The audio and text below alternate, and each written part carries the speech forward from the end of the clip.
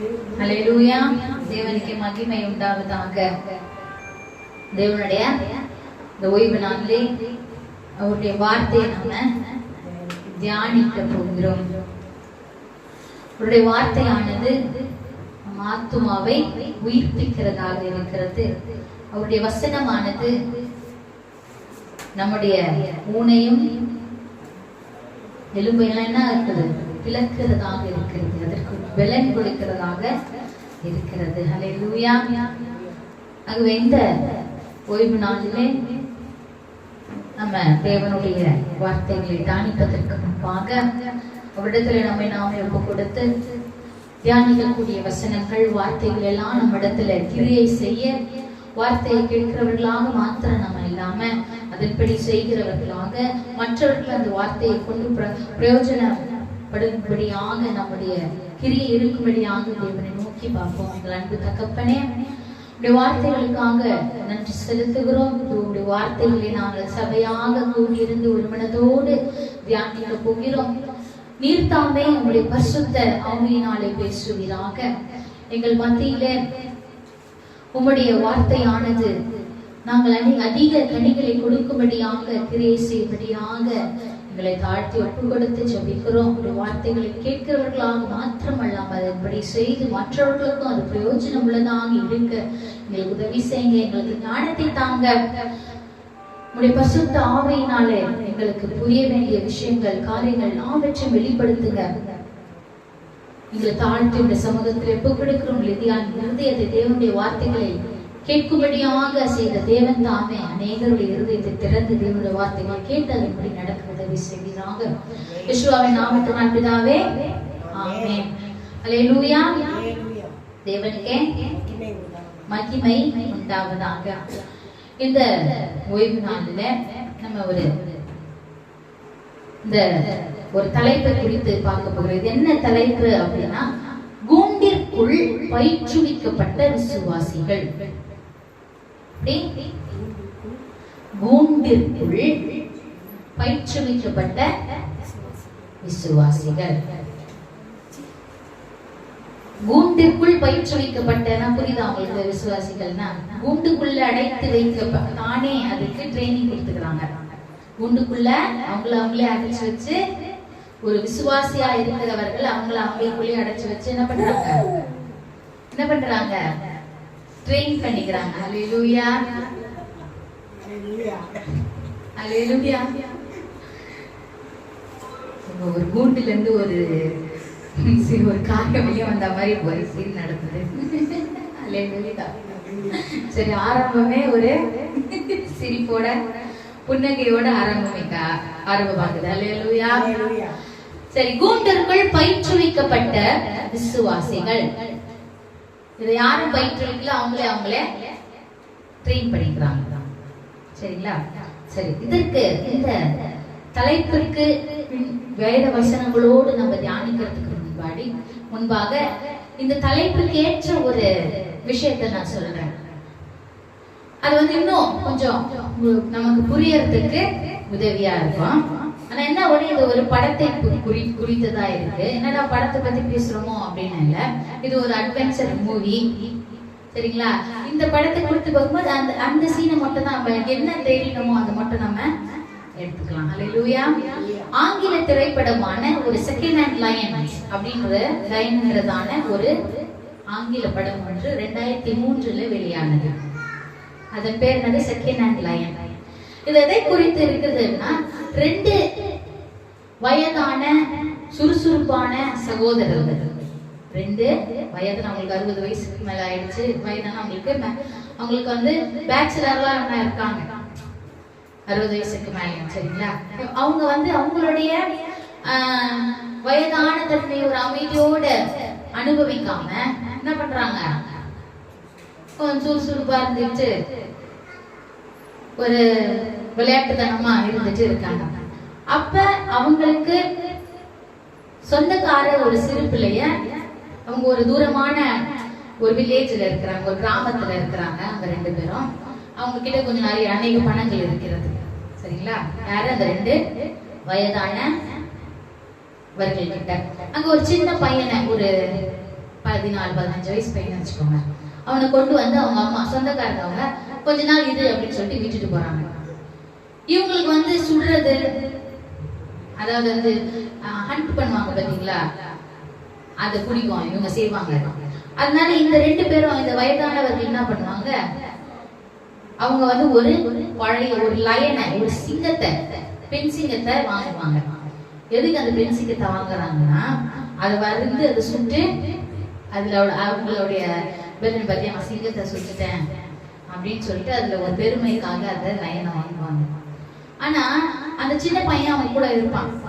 இந்த மாதிரி அந்த சிங்கத்தை கொண்டு வந்து டெலிவரி பண்ணுவாங்க, இறக்குமதி செய்யும் பொழுது அந்த பையனை விட்டு அவங்க 2 பேரும் என்ன பண்ணுவாங்க, துறக்க செய்வாங்க. துறக்கும் பொழுது அந்த கன் எல்லாம் ரெடியா 2 பேரும் கண்ணு வச்சுட்டு அந்த பையன் பயந்து போயிட்டு திறப்பான். இங்க வெளியே வந்து பாஞ்சு கடிச்சிட போச்சு. ஆனா இங்க ஒண்ணு திருப்பு முறை ஒரு சிரிப்பான விஷயம் என்னன்னா, திறந்த பிறகு அந்த சிங்கம் என்ன பண்ணுமா, ஒண்ணுமே பண்ணாதான். நல்லா உள்ள உட்காந்து அந்த கேஜுக்குள்ளேயே உட்காந்து என்ன திறந்த நீ அப்படின்னு சொல்லிட்டு அப்படியே படுத்துட்டு இருக்குமா. உடனே அதை பார்த்து அந்த 2 பேர் சொல்லுவாங்க, சிங்கமா இது என்னது, இது வயசாகி போயிடுச்சு போல இருக்கு அப்படின்னு சொல்லிட்டு சொல்லுவாங்க. ஏன் அந்த சிங்கம் வந்து ஒரு சர்க்கஸ்ல இருந்து வந்தது. அது எதுல பயிற்றுவிக்கப்பட்டது? சர்க்கஸ்ல சிங்கத்தை வெளியே விட்டுருப்பாங்களா, கூண்டுல வச்சிருப்பாங்க. கூண்டுல இருக்குமா, சர்க்கஸ்ல வெளியே விடுவாங்க. நாய் மாதிரி வெளியே வெடிச்சிட்டு இருக்குமா, இல்ல கூண்டுக்குள்ள இருக்குமா? சிங்கத்தை கூண்டுக்குள்ள வச்சுதான் இருப்பாங்க. அப்ப இப்படிப்பட்ட அந்த சிங்கமானது கூண்டிலேயே இருந்து அது பழற்று விட்டதுனால அதுக்கு கூண்டுதான் அப்படியா இருக்கு, ஒரு ஜாலியா கம்ஃபர்டபுளா இருக்குது, நல்ல கூண்டுக்குள்ளேயே இருக்கு. இதுதான் இதோடைய சும்மா கொஞ்சமான ஸ்டோரி இந்த படத்தினுடைய. அப்ப அந்த சிங்கம் ஒன்றும் செய்யாது. ஏன்னா அது கூண்டிலேயே இருந்து அதுக்கு பயிற்சி ஆயிடுச்சு. அதுக்கு ரொம்ப வயசாயிடுச்சு. அது செகண்ட் ஹேண்ட் லைனா மாறிடுச்சு. செகண்ட் ஹேண்ட் லைனாக மாறிடுச்சு. ஹல்லேலூயா. அப்ப இந்த சிங்கத்தை பார்க்கும்போது சிங்கத்தினுடைய குணம், இந்த கூட்டுல இருக்கிற விஷயம் பார்க்கும்போது நமக்கு எப்படி தோணுது, இயற்கைக்கு அப்பாற்பட்ட விஷயமா இருக்கு. இது போலதான், இந்த சிங்கத்தை போலதான் இன்னைக்கு நம்ம கூட நமக்கு கொடுக்கப்பட்டிருக்கிறதான வல்லமை அதிகாரத்தெல்லாம் மறந்து விடுகிறோம். நாமும் கூட ஒரு கூண்டுக்குள்ள அடைக்கப்பட்ட விசுவாசிகளாக நம்ம என்ன பண்றோம், பயிற்றுவித்துக்கிறோம், ட்ரெயின் பண்ணிக்கிறோம். நம்மளைய நம்ம கூண்டுக்குள்ள அடைச்சு வச்சிருக்கோம் மாதிரி. இப்போ ஒரு உதாரணத்துக்கு நம்ம வீடு நாய் இருக்கு இல்லைங்களா, முதல்ல கூண்டு வாங்கும்போது அந்த கூண்டுக்குள்ள போறதுக்கு அதுக்கு பிடிக்கவே பிடிக்காது. கூண்டுல போய் போடணும்னா அழுவோம், அதுக்கு அது ஒரு கம்ஃபர்டபுளாவே இருக்காது. அது வந்து என்னடா இது, அது நினைக்கும் நம்மள உள்ள போட்டா நம்மள அப்படியே அடைச்சு வச்ச மாதிரி ஆயிடும் போல இருக்கு, அதுக்கு பயம் இருக்கலாம், இதெல்லாம் இருக்கும். ஆனா கொஞ்ச நாள் அது பழகின பிறகு என்ன ஆகுது, கோட்டு கேஜுன்னா என்ன ஆகுது, தானா உள்ள போயிட்டு, அதே மாதிரி ஒரு பட்டாசு வச்சாங்கன்னா எங்க போய் உள்ள போயிடுது, கூண்டுக்குள்ள போயிட்டு உட்கார்ந்துட்டாரு. அப்ப காலப்போக்குல என்ன ஆகுது, அந்த நாய்களுடைய கூண்டை பார்த்தால் ஒரு காலத்துல பயத்தோடு இருந்த நாய் என்ன ஆகுது, நாயோ பூனையோ பறவையோ எதுவா இருந்தாலும் சரி, நாள் போக்கத்துல அந்த கூண்டானது அதுக்கு ஒரு பாதுகாப்பு போல. அந்த கூண்டுக்குள்ள போனாதான் நான் பாதுகாப்பா இருக்க முடியும், இந்த கூண்டுக்குள்ள இருந்தாதான் நான் நல்லா ஆரோக்கியமா இருக்க முடியும்ன்ற ஒரு மாற்றத்துக்கு அது வந்துடுறது இல்லையா. சரி, அது ஒரு நாய், ஏன்னா அது நம்ம பாதுகாத்துக் கொள்றோம், சரிங்களா. இப்படி அதற்குள்ளாக இருந்த அந்த பயமானது, கூண்டுக்குள்ள போகிறதுக்காக இருந்த பயம் காலப்போக்கத்துல கூண்டுல இருந்து வெளியே வந்தா பயம் மாதிரி மாறிடுது. இது இயற்கைக்கு அப்பாற்பட்டதா, இயற்கைக்கு அப்பாற்பட்ட ஒரு காரியமா இருக்குது. மேசியாவை பின்பற்றுகிற நாம இப்படி இதற்கு ஒப்பானவர்கள் அல்ல. நம்ம யாருக்கு ஒப்பிடுறாரு தேவன், தெரியுமா? சிங்கத்துக்கு ஒப்பிடுறாரு. என்ன சொல்றாரு? அவருடைய மேசியாவை பின்பற்றி யெஷுவா மசியாவை நம்ம பின்பற்றுகிறோம் என்றால் நம்ம யாருக்கு ஒப்பிடப்படுகிறோம்? சிங்கத்துக்கும் ஆடுகளுக்கும் நம்ம ஒப்பிட்டு போறோமா? செம்மறி ஆடுகளுக்கு அவருடைய ஆடுகள் அவருடைய சத்தத்துக்கு கேட்கும், அது பின்னாடி செல்லும் என்று சொல்ற. அப்ப ஆட்டுக்கும் சிங்கத்துக்கும் நம்ம ஒப்பிடப்படுறோம். அதற்கான வசனம் வாசிக்கலாம். என்னாகமம் 23வது அதிகாரம் 23, 24வது வசனம். என்னாகமம் 23வது அதிகாரம் 23, 24வது வசனம் வாசிக்கலாம். யாக்கோபுக்கு விரோதமான மந்திரவாதம் இல்லை, இஸ்ரவேலுக்கு விரோதமான குறி சொல்லுதல் இல்லை. தேவன் என்னென்ன செய்தார் என்று கொஞ்ச காலத்திலே யாக்கோபையும் இஸ்ரவேலையும் குறித்து சொல்லப்படும். அந்த ஜனம் துஷ்ட சிங்கத்தை போல எழும்பும், பால சிங்கம் போல நிமிர்ந்து நிற்கும். அது தான் பிடித்த இரையை பட்சித்து வெட்டுண்டவர்களின் ரத்தத்தை குடிக்கும் மட்டும் படுத்துக் கொள்வதில்லை என்றார். யார் இதை சொல்றான்? யாருக்கு சொல்ற தெரியுமா? பாலாக் என்பவன் இஸ்ரவேலை குறித்து சபி இஸ்ரவேலை நோக்கி சபின்னு சொல்லிட்டு சாபத்தை கொடுன்னு சொல்லிட்டு பிழையாம கூட்டு வரும்போது பிழையா சாபத்துக்கு பதிலாக என்ன இஸ்ரவேலை குறித்து சொல்றாரு? ஆசீர்வாதத்தை நான் தேவன் கூற சொல்லுவார். அந்த ஆசீர்வாதத்துல வரக்கூடியதான 2 வசனம் தான் இந்த வசனம். அப்ப எதுக்கு ஒப்பிடப்படுறோம்? நம்ம சிங்கத்துக்கு. யாக்கோபு சிங்க. யாக்கோபினுடைய வம்சங்கள் யாரு? இஸ்ரவேலர்கள் இல்லையா? அப்ப இஸ்ரவேல் வம்சங்கள்லாம் எப்படிப்பட்டவர்கள்? சிங்கத்தை போலானவர்கள். நம்மள எப்படி சொல்லுங்க? சிங்கம். ஆனா நம்மள பார்த்தா எப்படி தெரியுது? உங்களுக்கு தெரியும் நம்ம சிங்கமா இருக்கிறோமா? தேவன் நம்மை சிங்கம் போல இருக்கணும் தான் நம்மள வைத்திருக்கிறார். ஆனா நம்ம எப்படி இருக்கிறோம் அதை குறிச்சுதான் நம்ம இப்ப தியானித்துக் கொண்டு இருக்கிறோம். ஆண்டவர் சொல்ற இப்படிப்பட்ட சிங்கம் எழும்பும், எப்படி வாள் நிமிர்ந்து நிற்கும், தன் இரையை பட்சிக்கும் என்று சொல்கிறார். எப்ப தெரியுமா நடக்கும்? எப்ப நடக்கும்? அதுல ஒரு வார்த்தை இருக்கிறது.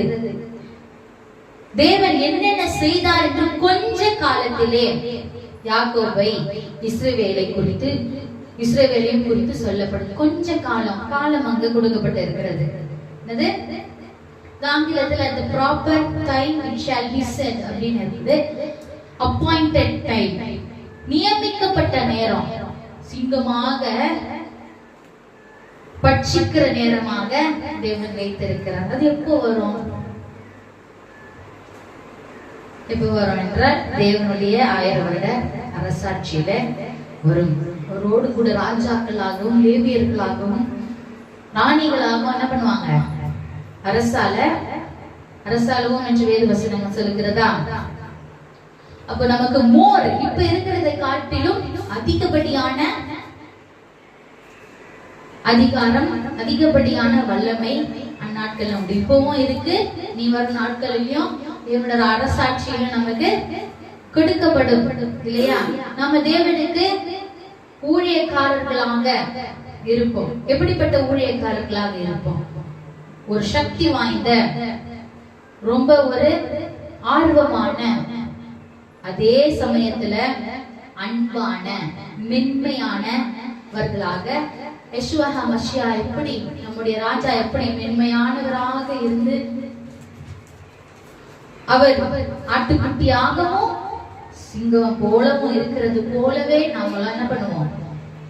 இருப்போம் யெஷுவாவை போல. தேவன் பறவைகளை படைத்தார். பறவைகளை அதோடைய பெருகும்படி செய்தார். இல்ல, பறவைகளை பெருகும்படி செய்தார். அதே போல மிருகங்களை பெருகும்படி செய்தார். நாமோ தேவனுடைய, ஆதாமும் எவ்வளவு தேவனுடைய சாயலாக படைக்கப்பட்டவர்கள் இல்லையா? ஆணும் பெண்ணுமாக படைக்கப்பட்டு நம்முடைய யெஷுவா மஷியா வருகையில நம்ம எப்படியாகவும் எடுத்துக்கொள்ளப்படுவோம், அவருடைய மனவாட்டியாகவும் எடுத்துக்கொள்ளப்படுவோம். தேவனுடைய சாயல் அவருடைய மனவாட்டியாக நம்ம எடுத்துக்கொள்ளப்பட போகிறோம். எப்படி? ஏன்னா நம்ம சிங்கமாகவும் செம்மறி ஆடாகவும் நம்ம இருக்கிறோம் இல்லையா? ஆனா இப்படி நம்ம செம்மறி ஒரு ஆட்டை போல யெஷுவா மஷியா இருந்தார் என்று நம்ம வேதத்துல வாசிக்கிறோம். அவர் ஆட்டை போல வாயை திறவாதவராக, அடிக்கப்பட்ட ஆடு எப்படி கொண்டு போகமோ அப்படி அவர் வாயே திறக்காத இருந்தாரு அப்படின்னு இருக்கும். அப்ப நம்ம என்ன நினைச்சுப்போம்? அப்ப நம்ம எப்படி இருக்கணும் அப்படின்னு நினைச்சுப்போம்? எப்படி ஆட்டுக்குட்டி ரொம்ப வீக்கா, அதால தன்னை என்ன பண்ண முடியாது, பாதுகாத்துக்க முடியாது. அதற்கு ஒரு யார் தேவை? யார் தேவை? அதை பாதுகாக்கக்கூடிய ஒரு மேய்ப்பனி தேவை இல்லையா? அப்ப நம்முடைய யெஷுவா மஷியா ஆட்டை போல நம்மளும் சில டைம்ல இருக்கிறோம். ஏன்னா அவருடைய சத்தத்தை நம்ம கேட்கும்படியாக ஆட்டை போல இருக்கிறோம் இல்லையா? அப்ப சில சமயங்கள்ல நம்மை நாம் தேவனிடத்துல நம்முடைய இந்த பலவீனங்கள், இந்த வீக், வந்து ரொம்ப பலவீனமா இருக்கிறோம், நம்மளுக்கு எதிர்க்கிறதுக்கு சக்தி இல்ல, இதை குறித்து நம்ம தேவன் நம்மை சுகப்படுத்தும்படிக்கு நம்ம விட்டு கொடுக்கிறது இல்லை. தேவனிடத்துல நம்ம போய் சொல்லுகிறது இல்லை. ஏன் தெரியுமா? ஏன்னா இந்த பலவீனம், இந்த அவமானம், நான் இப்ப வந்து கம்பேர் பண்றேன். ஆட்டுக்குட்டிய போல இருக்கணும், நம்மளும் ஆடுகளா இருக்கணும், அதுக்கு கம்பேர் பண்றேன். இந்த பலவீனம், இந்த அவமானம், குற்ற உணர்வு, பயம், மனசோர்வு, பதட்டம், பயனற்ற தன்மை, நான் ஒண்ணுமே இல்லை, என்னால ஒண்ணுமே கிடையாது, நான் ஒரு வேஸ்ட் சொல்லுவாங்க பார்த்தீங்களா, அப்படி அதான் பயனற்ற தன்மை போன்றவற்றுடன் தங்களை நம்ம சொல்லிக்கிறது. எனக்கு நம்பிக்கையே இல்லை, நீங்க பிரச்சனை மாதிரியே பிரச்சனையே இருக்கு, நான் ஒரு துர்திஷ்டசாலி, நான் ஒரு ராசி, சில பேர் சொல்லுவாங்க ராசி சேர்ந்துப்பாங்க, அதாவது இந்த உலக பிரகாரமா இருக்கிறாங்க, நான் ராசியே இல்லாதவன் அப்படின்னு சொல்லிப்பாங்க. இது மாதிரி நிறைய கிறிஸ்துவர்கள் கூட, விசுவாசிகள் கூட இப்படிதான் இருக்கிறாங்க. இதை இவர்கள் என்ன சொல்றாங்கன்னா, இப்படிப்பட்ட குணாதிசயங்கள் இருக்குல்ல, பலவீனம், அவமானம் அப்படிலாம் இருக்குல்ல, இது என்னன்னு அவங்க சொல்லிக்கிறாங்கன்னா, இதெல்லாம் ஒரு மனத்தாழ்மைக்கு ஒப்பிடுறாங்க. இப்படின்னா இருந்தா ஒரு மனத்தாழ்மையா, இதுதான் மனத்தாழ்மை. மனத்தாழ்மையானது என்னது? இந்த அவமானம் இருக்கு, குற்ற உணர்வு எல்லாம், நான் ஒரு அமைதியா இருக்கிறேன், ஒரு மனத்தாழ்மை. இதை என்ன எதுக்கு ஒப்பிட்டுக்கிறாங்க? எப்படின்னா இருந்தா நான் மனத்தாழ்மையா இருக்கிறேன் என்று ஒப்பிட்டுக்கிறாங்க. ஆனால் இது உண்மையான பணிவு அல்ல. நான் பணிவு இருக்கிறேன், இதெல்லாம் இருக்கிறதுனால நான் போறேன், பணிந்து போறேன், இது உண்மையான பணிவும் அல்ல. இப்படிப்பட்ட குணங்கள்லாம் இருந்து கொண்டு நான் தாழ்ந்து இருக்கிறேன்னு சொல்றது தாழ்மையும் அல்ல. ஏலோயின் சாயலின் உண்மையான ஆட்டுக்குட்டி பலவீனமாக இல்லை. யார் அது ஏலோயினுடைய சாயலில் வந்த ஆட்டுக்குட்டி? உண்மையான பஸ்கா ஆடு யாரு? யெஷுவா மஷியா. அவர் பலவீனமானவரா? அவரு ஆட்டுக்குட்டியாக வந்து பலியானார். அவர் பலவீனமானவரா? இல்லை, அவர் பலவான், அவர் வலிமையானவர். அவர் தன்னுடைய ஜீவனை இலவசமாக கொடுத்தார். அவரை யாரும் என்ன பண்ண முடியாது, அவர் மேல கை போட முடியாது. அவர் நினைச்சிருந்தா அவரை யாராலும் கொண்டிருக்க முடியாது. அவர் தன் ஜீவனை தன் இஷ்டப்படி தந்ததுனாலே அது அப்படி நடந்தது. அவர் தான் தந்தார் ஜீவனை. அப்ப அப்படிப்பட்டதான ஆட்டுக்குட்டி, பஸ்கா ஆட்டுக்குட்டி, நம்முடைய யெஷுவா மஷியா பலவீனமானவர் அல்ல, அவர் பலனானவர், வலிமையானவர். அவர் ஒரு பாவமும் ஒரு அக்கிரமும் அவரிடத்துல குற்றங்களும் காணப்பட்டது இல்லை. யாராலும் அதை குற்றம் இருக்குன்னு சொல்லவும் முடியாது. அவர் அவ்வளவு பரிசுத்தர். அவர் வந்து கில்ட்டானவர் கிடையாது. இவனும் தவறு செஞ்சுட்டனே அப்படின்னு சொல்றவர் மனுஷன் கிடையாது. அவர் மென்மையானவர். அதே போல உண்மையான பணி, உண்மையான தாழ்மை என்பது அதுக்கு என்ன அர்த்தம் தெரியும்? உண்மையான தாழ்மையா இருந்தால் அது பலன் இருக்க வேண்டும், பலவீனம் அல்ல. உண்மையான தாழ்மை இருந்தா என்ன இருக்கணும்? பலன் இருக்கணும், பலவீனம் இருக்கக்கூடாது. நம்ம ஒரு இமேஜின் நம்ம நினைச்சு பார்ப்போம். ஒரு ஆட்டுக்குட்டி, சிங்கம் நினைச்சுப்போம். அதனுடைய குணாதிசயங்கள்ல வேதத்துல ஒரு தாழ்மையானவர்களை குறித்து நம்ம பார்க்க போறோம். நிறைய பேர் இருக்கிறாங்க. அதுல மிகவும் முக்கியமான தாழ்மைக்காகவே இருந்தவர்களை குறித்து நம்ம பார்க்க போறோம். எப்படி ஆட்டுக்குட்டி, சிங்கத்தை போல அவர்கள் இருக்கிறாங்க. உண்மையான சிங்கம், உண்மையான ஆட்டுக்குட்டியாக இருக்கிறாங்க. வாசிக்கலாமா? யார் அந்த 2 பேர் என்று? என்னாகமம் 12ஆம் அதிகாரம் 3வது வசனம்.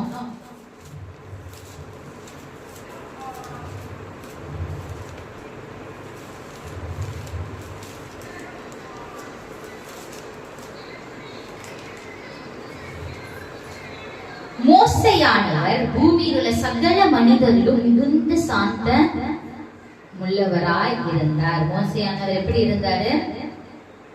மிகுந்த சாந்த குணம் உள்ளவராக இருந்தார். அதே போல மத்தேயுக்கு வரும். மத்தேயு 11ஆம் அதிகாரம் 29வது வசனம். மத்தேயு 11:29வது வசனம்.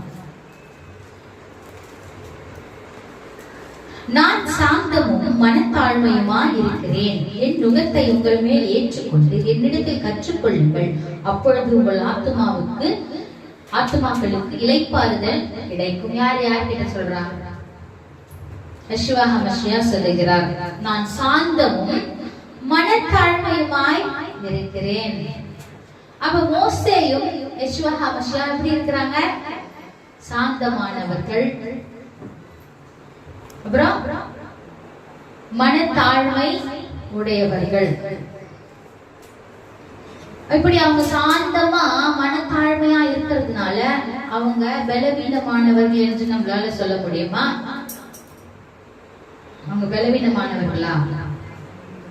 ஒரு இஸ்ரவேல் கூட்டத்தையே வழிநடத்த வேண்டும் என்றால் எவ்வளவு பலவானா மோசே இருக்க வேண்டும் இல்லையா?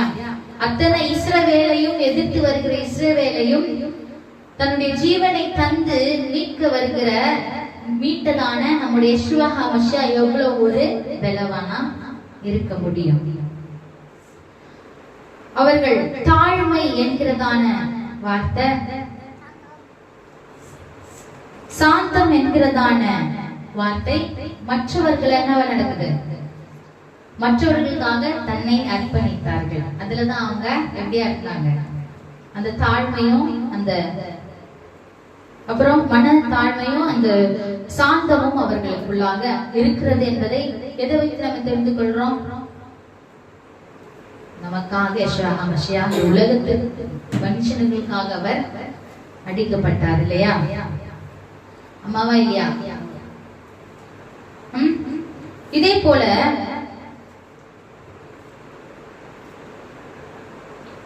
ஒரு விஷயம் நம்ம வேதத்துல நம்ம வாசிக்கிறோம். இஸ்ரவேலர்கள் கூட இப்படி ஒரு தலைவரான மோசேயை கொண்ட இஸ்ரவேலர்கள்,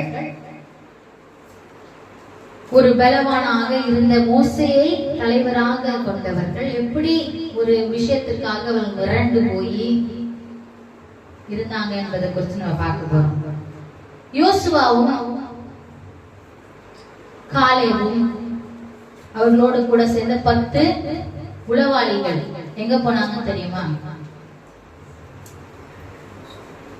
மோசே கானான் தேசத்துல போய் உளவு பார்த்துட்டு வாங்க, அவங்க எப்படிப்பட்டவங்களா இருக்கிறாங்க போய் பார்த்துட்டு வாங்க அப்படின்னு சொல்றதுக்கு 12 பேர் என்ன பண்ணுவாரு? தேர்ந்தெடுத்து அந்த தேசத்துக்கு அனுப்புவாரா இல்லையா? அப்ப 12 பேர்ல எத்தனை பேரு நல்ல செய்தி கொண்டு வந்தாங்க, எத்தனை பேரு கெட்ட செய்தி கொண்டு வந்தாங்க? சொல்லுங்க பாப்போம்.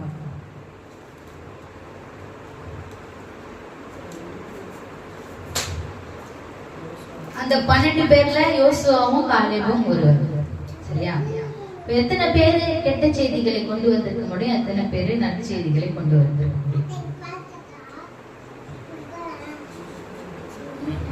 2 பேரு கானான் தேசத்துக்குள்ளாக அந்த நாட்டுக்குள்ளாக போகி 12 பேரும் உளவு பார்க்கும் பொழுது இஸ்ரவேலர்கள் 10 பேரை வந்து என்ன சொல்றாங்க, ஐயோ அந்த கானான் தேசத்துல இருக்கக்கூடிய மனுஷங்களெல்லாம் பார்த்தா நல்லா பனைமரம் போல இருக்கிறாங்க, அவங்களுக்கு முன்னாடி நான் இவங்க எப்படியா இருக்கிறோம், வெட்டிக்கிளிய போல இருக்கிறோம், அவங்க நம்மள மேற்கொண்டுருவாங்க அப்படின்னு அந்த 10 பேரும் சொல்லுவாங்க. ஆனா யோசுவாவும் காலேபும் என்ன சொல்லுவாங்க, நம்ம மேற்கொள்வோம். என்ன சொல்லுவாங்க, நம்மால் மேற்கொள்ள முடியும், அவர்களை தேவன் நமக்காக இரையாக்குவார் அப்படின்லாம் சொல்லுவாங்க. இப்படி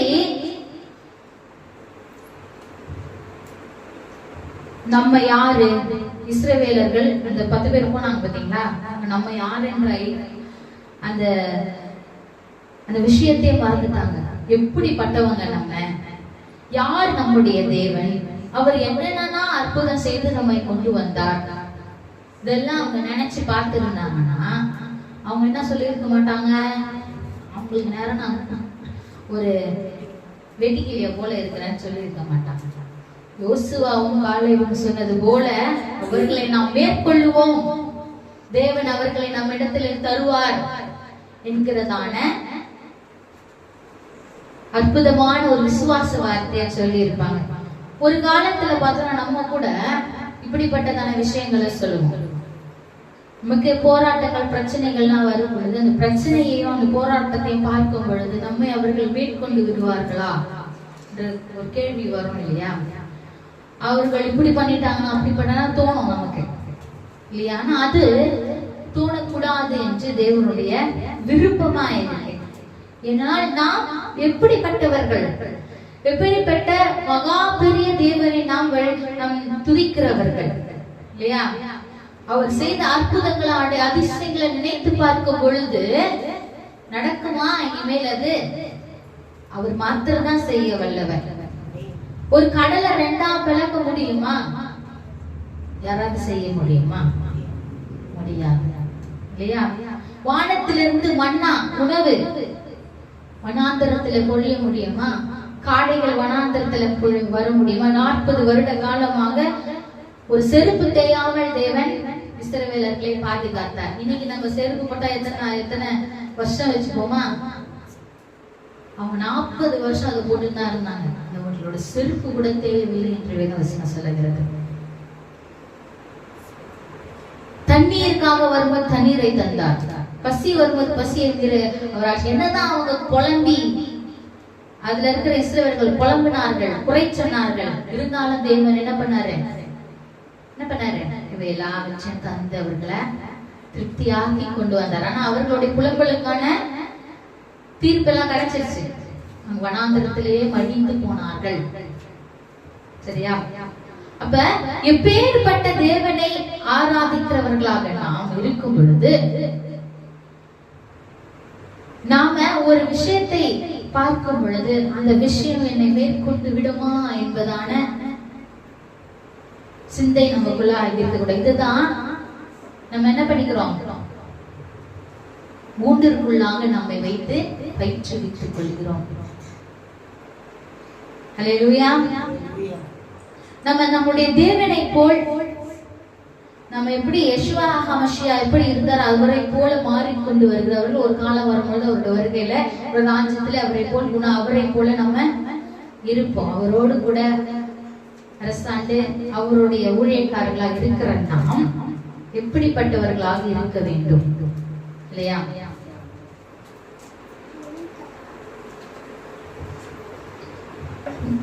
என்னாகமம் 14வது அதிகாரம் 9வது வசனத்துல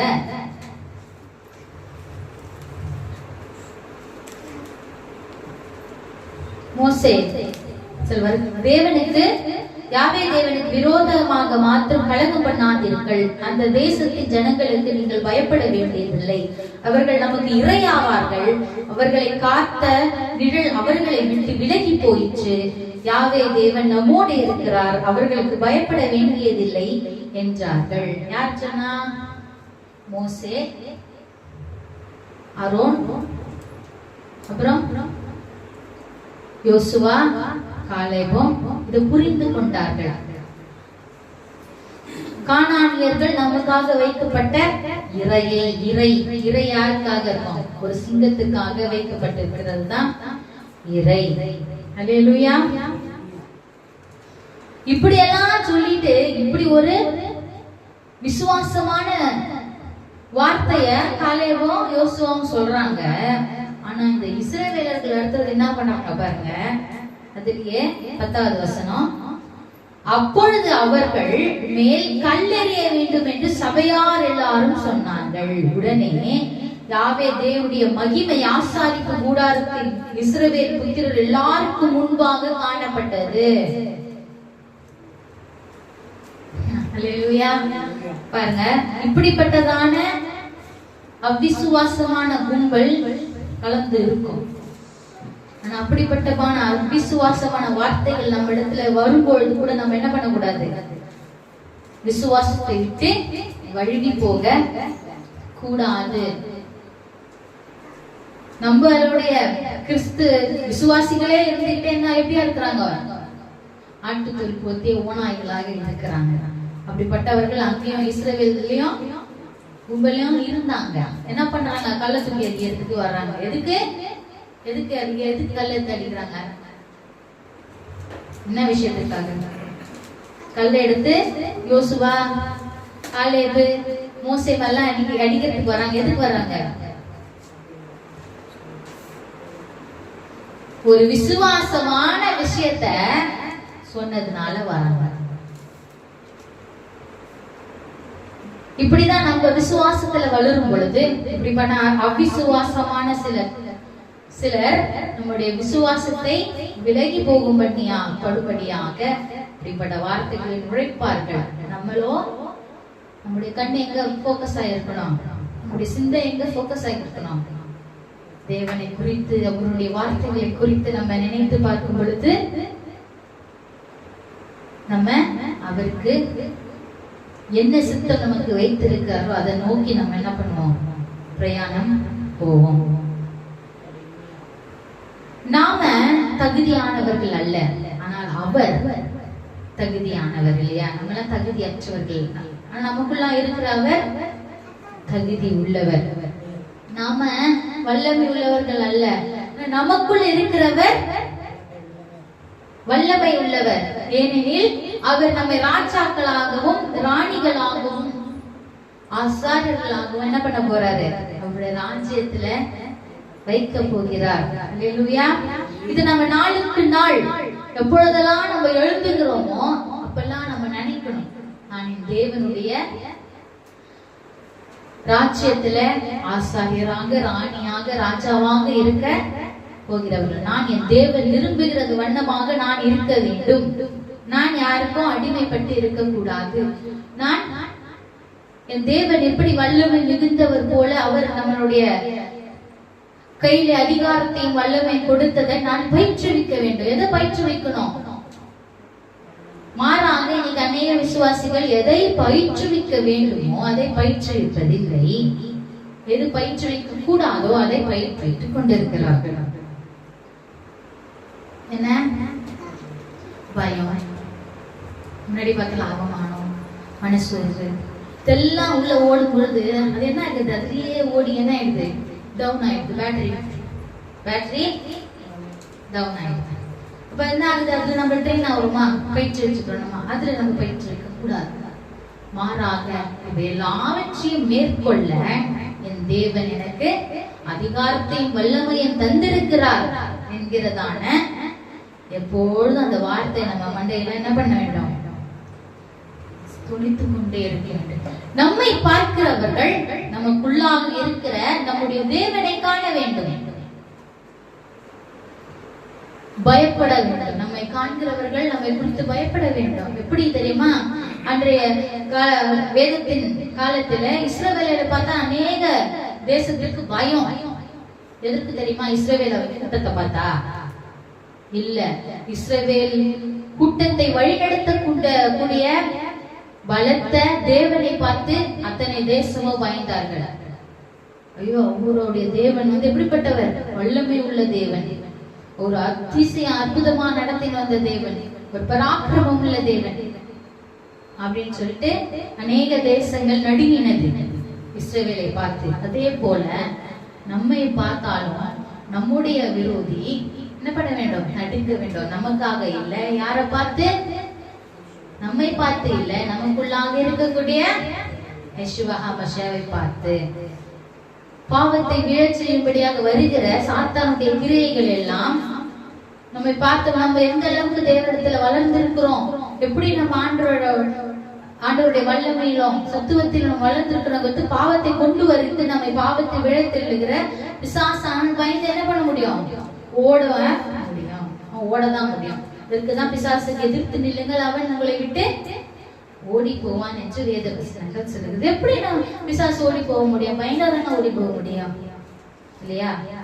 அப்ப நாம எப்படி நம்முடைய ராஜாவை பார்த்து பயப்படுகிறோமோ, அதே போல நம்மை பார்த்து பயம் நம்முடைய எதிராளியாருக்கு இருக்க வேண்டும். எதிராளியானவன் யாரை வைத்து பயன்படுத்துகிறானோ அவர்களுக்கும் அது உண்டாக வேண்டும். அதற்கு மாறாக நம்ம என்ன பண்ணக்கூடாது? பயத்திலேயோ கட்டப்பட்டவர்களாக நாம உதவி இல்லாதவர்களை போல நம்ம புலம்பிட்டு என்ன பண்ணக்கூடாது? இருக்கக்கூடாது. நம்மை காக்கிறவர் தூங்குவதும் இல்லை, உறங்குவதும் இல்லை.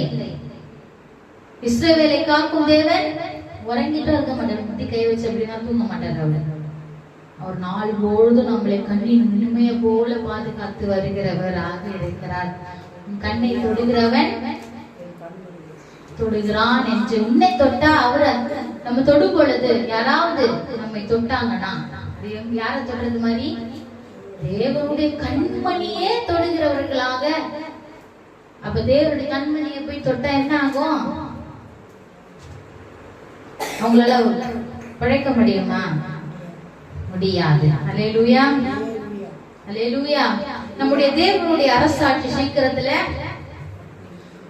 வரப்போகிறது.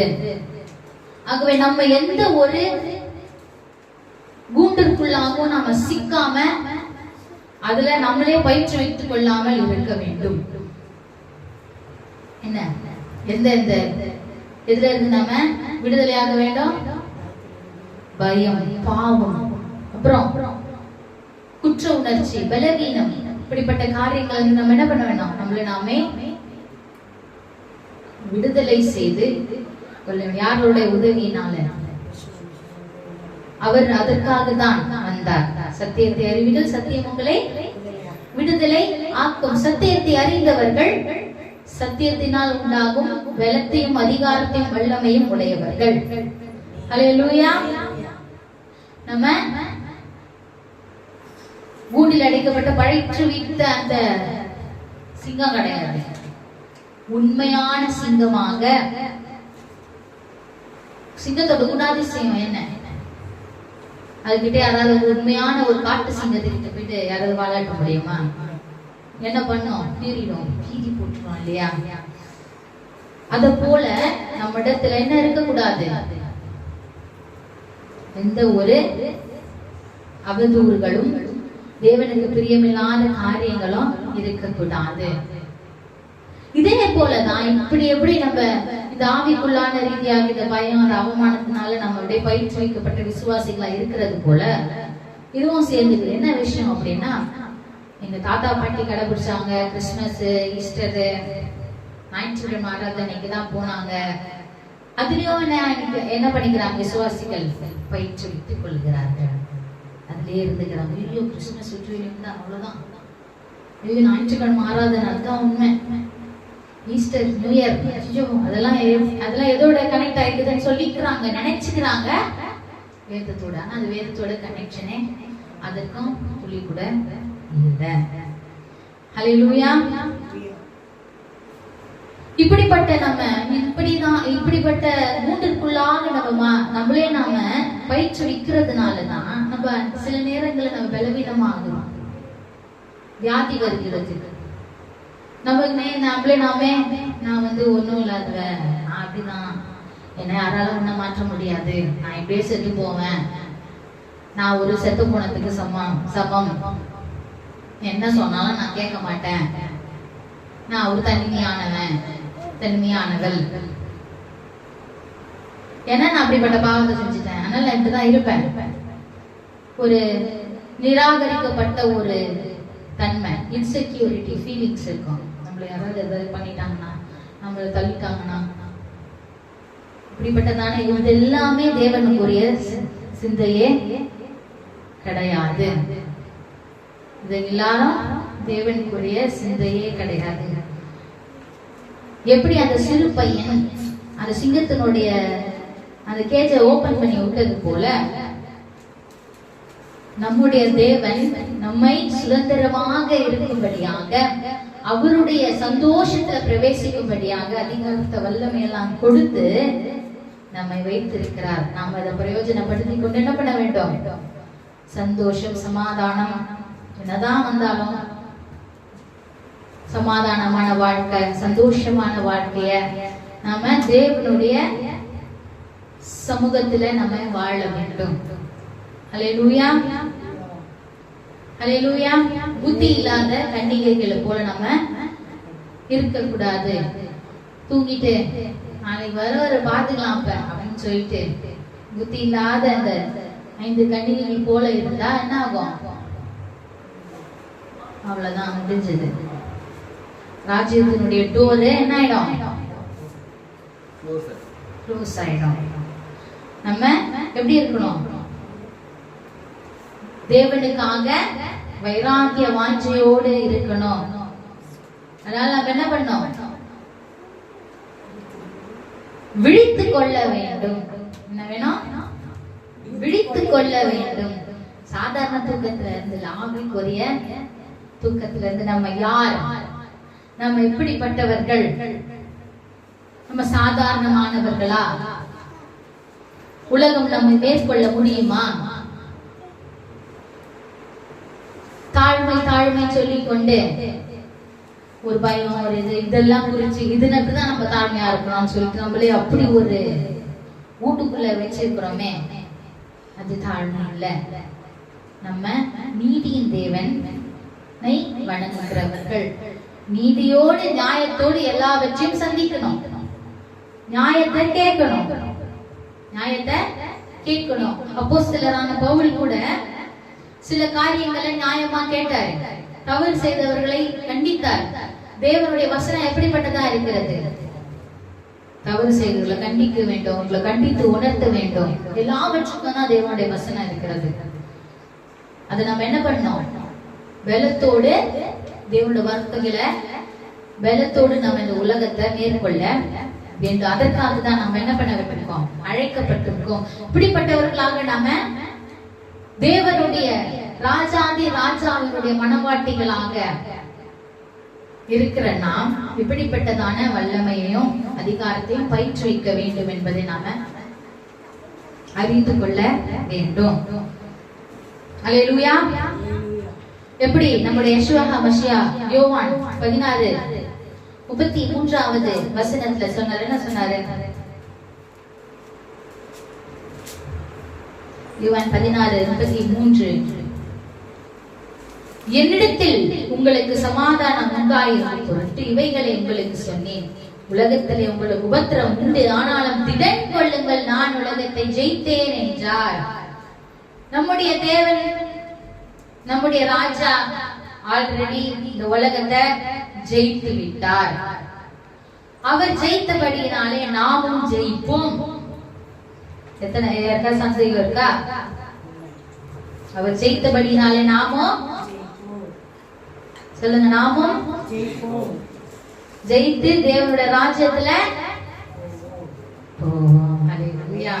அதுதான் ஜெயமே. அவருடைய ராஜ்யத்துல இந்த உலகத்தினுடைய உபத்திரவங்கள் எல்லாம் மேற்கொண்டு அது வல்லமையோடு அதிகாரத்தோடு நம்ம மேற்கொண்டு ராஜ்யத்துக்கு போறதுதான் உண்மையான ஜெயமாக இருக்கிறது. ஹல்லேலூயா. 2 தெசலோனிக்கேயர் 1:11-12 வசனத்தை வாசித்து பார்க்கலாம். 1 தெசலோனிக்கேயர் 2 தெசலோனிக்கேயர் 1:11-12. ஆகையால் நம்முடைய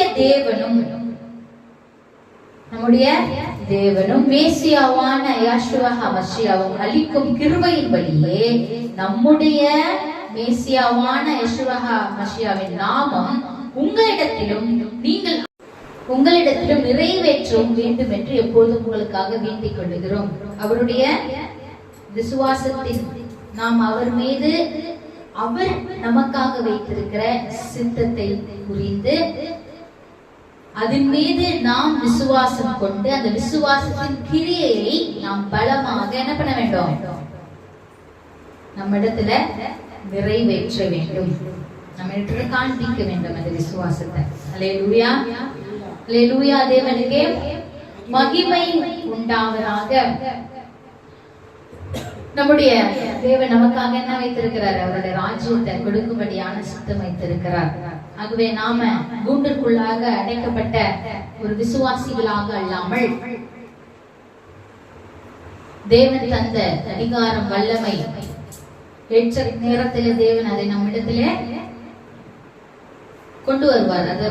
அது அந்த அதிகாரத்தை யூஸ் பண்ண வைப்பார், அந்த வல்லமை யூஸ் பண்ண வைப்பார். அதற்கு நாம் காத்திருந்து தேவனுக்கு பிடிக்காத விஷயத்துல நம்ம போகாம அவருக்கு எது சித்தமோ அதை அறிந்து அவர் நமக்காக திட்டம் வைத்திருக்கிறார், அது நன்மைக்கான திட்டமாக இருக்கிறது உணர்ந்து எது நடந்தாலும் அது தேவன் நமக்கு நன்மையாக செய்து முடிப்பார் என்கிறதான 100% விசுவாசத்தோடு நம் தேவன் நம்ம ஒருபொழுதும் கைவிடுகிறது இல்லை. அவரை நம்புகிறவர்கள் ஒருபொழுதும் வெட்கப்பட்டு போவதில்லை, இல்லையா? அதை நினைவில் கொண்டு நம்ம ஆண்டவருக்காக அவருடைய வசனங்களை வாசிப்போம், அவருடைய வசனத்தின்படி நடப்போம், அவருடைய ராஜ்யத்துக்காக பிரயாசப்படுவோம். அல்லேலூயா. இப்படிதான் தானியேலும் நிறைய பரிசுத்தவான்கள் செய்தாங்க. அதுல ரெண்டு விஷயத்தை பார்த்தோம்னா, தானியேல் தேவனுக்காக வைராகியமா இருந்தார். அதனால தானியேல் பிடிச்சி எங்க போட்டாங்க? சிங்கத்தினுடைய கெபியில போட்டாங்க. தேவன் தானியேலோடு இருந்து சிங்கத்தின் வாயை கட்டி தானியேலை விடுதலை செய்தார். பாபிலோனே முழுக்க நின்று பார்த்து இப்படிப்பட்ட அற்புதமான தேவன் தானியேலுடைய தேவன் என்று சொல்லப்பட்டதாக. தானியேலுக்கு யாரு இந்த பிளான போட்டாங்களோ அவங்க அத்தனை பேரையும் தூக்கின்னு வந்து சிங்க கெபியில போட தேவன் வைத்துட்டார். எப்படி போயிடுச்சு? தானியேலோ என்ன பண்ணாரு? என்ன பண்ணல தானியேலு? சிங்க கபில போடும்போது ஐயோ சிங்கம் கடிச்சிடும், ராஜாவே நான் ஒண்ணுமே பண்ணல, அப்படிலாம் பண்ணல, என்ன தூக்கி இவ்வளவு போடுங்க. ராஜா வந்து கேட்பாரு, தானியேலே உள்ள இருக்கிறியா அப்படின்னு கேட்பாரு. வசனத்துல இருக்கு, நான் இருக்கிறேன், தேவன் என்னோடு கூட இருக்கிறார் என்பதை அந்த வார்த்தைகளை பத்தி அவர் சொல்லுவார். அதே போல சாத்ராக் அபேத்நேகோ தேவனை வணங்காததுனால, அவங்க பாபிலோனுடைய சிலையை வணங்காததுனால 3 வாலிபரையும் புடிச்சு என்ன பண்ணாங்க? கட்டி போட்டு நெருப்பு கொளுத்தி விட்டாங்க. நெருப்பு கொளுத்தும் போது 3 பேரா இருந்தவங்க இது 4 பேரா தெரிய ஆரம்பிச்சாங்க. எப்படி? ஆனா அந்த 3 பேருக்கும் ஒண்ணுமே ஆகல. ஏன்னா அதனால அது பேர் யாரு இருந்தா? தேவனும் அங்கே அக்கினியோடு கூட என்ன பண்ணிட்டு இருந்தார்? அவர்களை பாதுகாத்து உலாவி கொண்டிருந்தார். இப்படிதான் சிங்க கேபில போட்டாலும் சரி, அக்னி ஜுவாலையில போட்டாலும் சரி, கடல்ல தூக்கி போட்டாலும் சரி, தேவன் நம்மோடு இருக்கிறபடினாலே அது அத்தனையில இருந்து நம்மை பாதுகாத்து அதிலிருந்து விடுதலை செய்ய, அது மாத்திரமல்ல அவருடைய நாமத்தை மற்றவர்கள் கண்டு இவர்கள் தேவனுடைய குமாரர்கள் குமாரத்திகள், இவர்கள் பராக்கிரமம் உள்ள தேவனை ஆராதிக்கிறவர்கள் என்று மற்றவர்களை பார்த்து என்ன பண்ணுவாரு? சொல்ல வைப்பார் நம்முடைய தேவன். அல்லேலூயா. ஆகவே நம்ம எப்படிப்பட்டவங்களா இருக்கணும்? இப்படியா இருக்கணும். கூண்டிற்குள் அடைக்கப்பட்ட விசுவாசிகள் அல்ல, அதிகாரத்தின் வல்லமையும் உடைய விசுவாசிகளை நம்ம இருக்க வேண்டும். அல்லேலூயா. அப்படி இருக்கும் பொழுதுதான் என்ன நடக்கும்?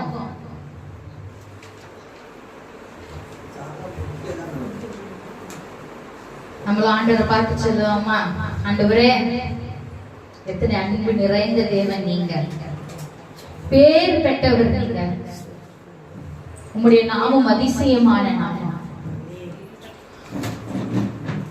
உம்முடைய நாமத்திற்கு இந்த உலகத்தினுடைய முழங்காலை முழங்க போகிறது, நாவுகள் யாவும் அறிக்கையிட போகிற நாமம் அவருடைய நாமம். அல்லேலூயா. ஆகவே நாம கூட ஆண்டவரை நோக்கி பார்த்து, ஆண்டவரே உமக்கு நன்றி செலுத்துகிறோம், வார்த்தைகளுக்கு நன்றி செலுத்துகிறோம். நாங்கள் ஆண்டவரே அவமானம், பாவம், பயம், மனசோர்வு, இன்செக்யூரிட்டி ஃபீலிங்ஸ், இப்படிப்பட்டதான பலவீனமான காரியங்களில் எங்களுக்குள்ள நாங்கள் கூட்டிற்குள்ளாக இருக்கிற ஒரு விசுவாசியாக தேவனை ஆராதிக்கிறவர்களாக நாங்கள் இருக்கக்கூடாது. நீர் தந்த அதிகாரத்தையும் வல்லமையும் பயிற்றுவித்து ஆண்டவரே நீர் எப்படிப்பட்டவர் என்கிறதான பிரதிபலிப்பை நாங்கள் மற்றவர்களுக்கு காண்பிக்கிற ஜனமாக இருக்கிறோம். உம்முடைய வெளிச்சமாக இருக்க வேண்டும்.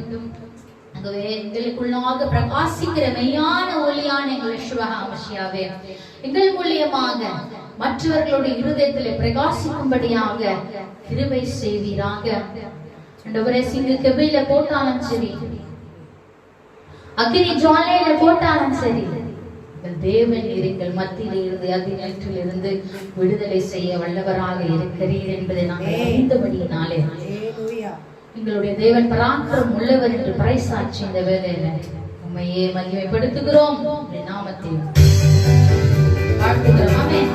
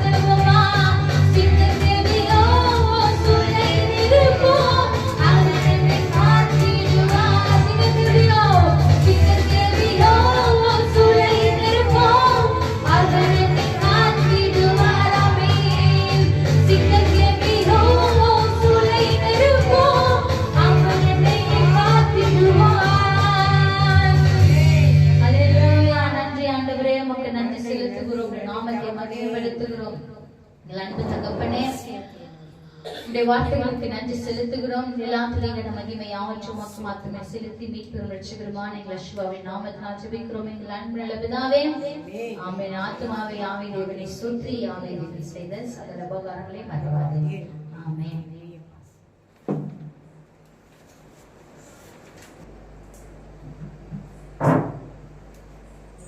அடோனை உங்கள் எல்லோரையும் ஆசீர்வதித்து உங்கள் எல்லோரையும் காக்க கடவர். அடோனை தம்முடைய முகத்தை உங்கள் எல்லோர் மேலும் பிரகாசிக்க செய்து உங்கள் எல்லோருக்கும் கிருபையா இருக்க கடவர். அடோனை தம்முடைய முகத்தை பிரசன்னமாக்கி உங்கள் எல்லோருக்கும் சமாதானம் கட்டளையிட கடவர். எல்லாருக்கும் 300 முறை ஓய்வு நாள் சமாதானம். ஷபாத் ஷலோம்.